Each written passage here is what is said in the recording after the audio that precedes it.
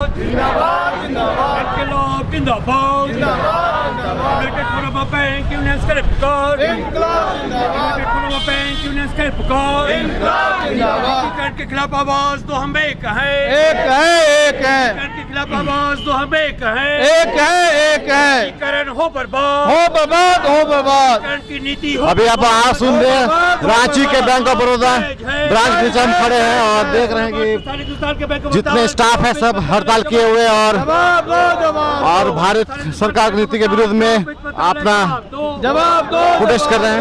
जिंदाबाद जिंदाबाद जिंदाबाद अधिकारी एकता करे पुकार इंकलाब जिंदाबाद इनकलाब जिंदाबाद के बस दो एक आवाज दो हम एक हैं।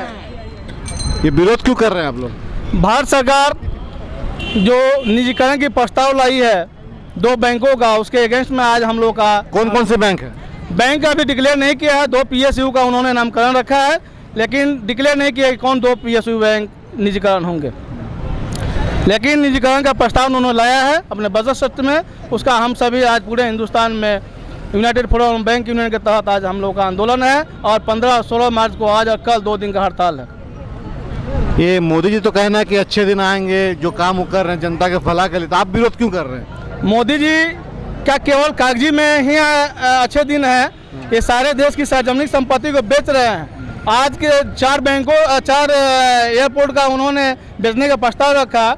जो दिल्ली एयरपोर्ट का जो ज़मीन है 6,000 एकड़ ज़मीन है और मात्र 1400 करोड़ में फॉरेन कंपनी को बेचने का उन्होंने प्रस्ताव रखा। ये तो अच्छे दिन है। सारे लोगों को बेरोजगार कर दिए, सब लोगों को बोले पकौड़ा बेचो ये करो और बैंक को प्राइवेट तरफ ले जा रहे हैं।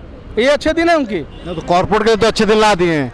केवल चुनिंदे कॉर्पोरेट लोगों के लिए ही अच्छे दिन आए हैं। बाकी भारत की 135 करोड़ जनता भुखमरी की तरफ, बेरोजगारी की तरफ दौर से गुजर रही है।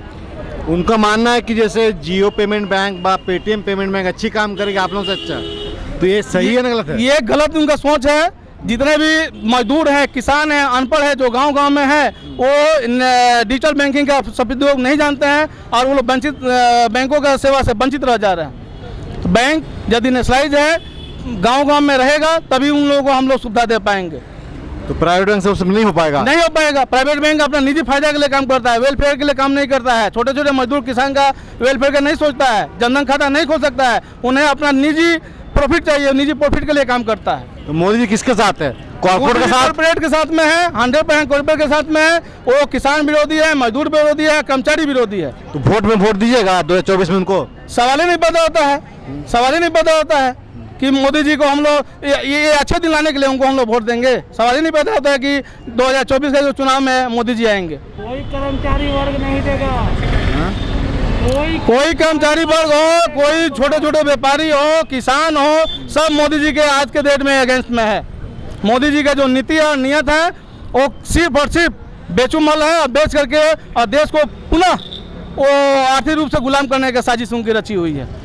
देश का जो फिनांस मिनिस्टर है वो भी महिला है, निर्मला सीतारमण जी, और आप भी महिला बैंक कर्मी हैं। उनकी नीति आपको अच्छी लगी या नहीं लगी? यहाँ पे बात महिला होने या ना होने की बात नहीं है, यहाँ पे बैंक के निजीकरण की बात है। बैंक के निजीकरण के खिलाफ है हम लोग। आज जब जनधन खाता खोलने की बात आती है तो सरकारी बैंकों को बोला जाता है। जब छोटे पब्लिक को सर्व करने की बात आती है तो सरकारी बैंक को बोला जाता है। जब सारी बातें हो जाती है उसके बाद प्राइवेटाइजेशन की बात आती है, हम लोग उसके खिलाफ हैं। मोदी जी तो अच्छे दिन ला रहे हैं आप लोगों के लिए भी प्राइवेट करके। प्राइवेटाइजेशन कभी भी अच्छे दिन नहीं लाए हैं। तो बोले थे लाएंगे बोल के। लाएंगे, हम लोग अभी भी उम्मीद कर रहे हैं कि आए, आने वाले समय में आए, बट अभी तक तो आए नहीं हैं। कब तक आएंगे कुछ अंदाजा है? ये तो सरकार की नीति जैसी दिख रही है, अच्छे दिन आने के तो दिख नहीं रहे हैं, बल्कि दिन पलटने के दिन दिख रहे हैं। और कोई महिला? हाँ बोलिए। सरकार की जो नीति है प्राइवेटीकरण, कितनी सही है कितनी गलत है? ये 100% गलत है। प्राइवेट बैंक क्या करती है ये सभी जानते हैं। आज के जो आम आदमी है, चाहे वो ठेला वाला हो या आम बिजनेस में छोटा मोटा, वो कितना जाता है प्राइवेट बैंक में ये कोई नहीं जानता। एक छोटा सा खाता भी 5,000 मिनिमम बैलेंस होता है, 2,000 मिनिमम बैलेंस होता है। वो एक जो 5,000 या 200 रुपया कमा रहा है पर डे, वो 1,000 या 2,000 मेंटेन ही नहीं कर सकता है पर मंथ। तो वो कैसे एक प्राइवेट बैंक अच्छा सर्विस दे सकता है, हम लोग बोल सकते हैं। निर्मला सीतारमण जी से कुछ बोलना चाहिएगा आप? सीतारमण जी से हम बोलना चाहेंगे कि आप महिला हैं, आप किचन जाती हैं कि नहीं जाती हैं आपको नहीं पता, लेकिन निजीकरण के बाद हर किचन से दाल सब्जी तेल सब जाने वाला है। तो मैडम आप हम लोग का उद्धार कीजिए और हम लोग के बारे में और अपने बारे में भी सोचिए। आप कहती हैं कि प्याज का दाम बढ़ा, प्याज खाना छोड़ दिया, मैं प्याज नहीं खाती हूँ, ये कोई राजनीति नहीं है और ना ही आम जनता के लिए अच्छा बात है। तो वो सोच समझ के कोई भी स्टेटमेंट देंगी तो ज़्यादा बेहतर होगा। रेलवे का प्राइवेटीकरण सही है ना गलत है? नहीं, गलत है, क्योंकि आधा से ज़्यादा जनता आम से भी नीचे ज़िंदगी जीती है और रेल जो है उन लोगों को जोड़ती है। आज जो गुमला छोटा छोटा टोरी चंदवा वगैरह वाले किसान भाई है, खेती नहीं होती है तो वो उसी से आके यहाँ पर रोज़गार कमाते हैं 250, 200, 300 रुपया में।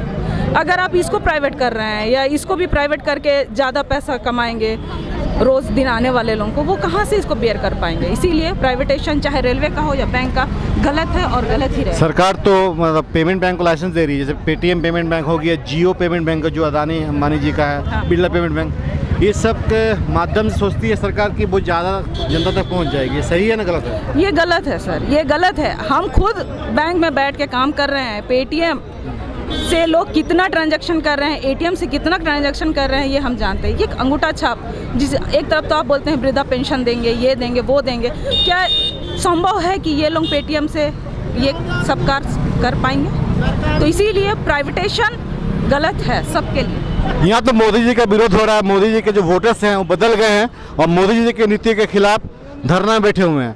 जॉय बनर्जी के साथ कैमरामैन सुक्रू, रांची, झारखंड।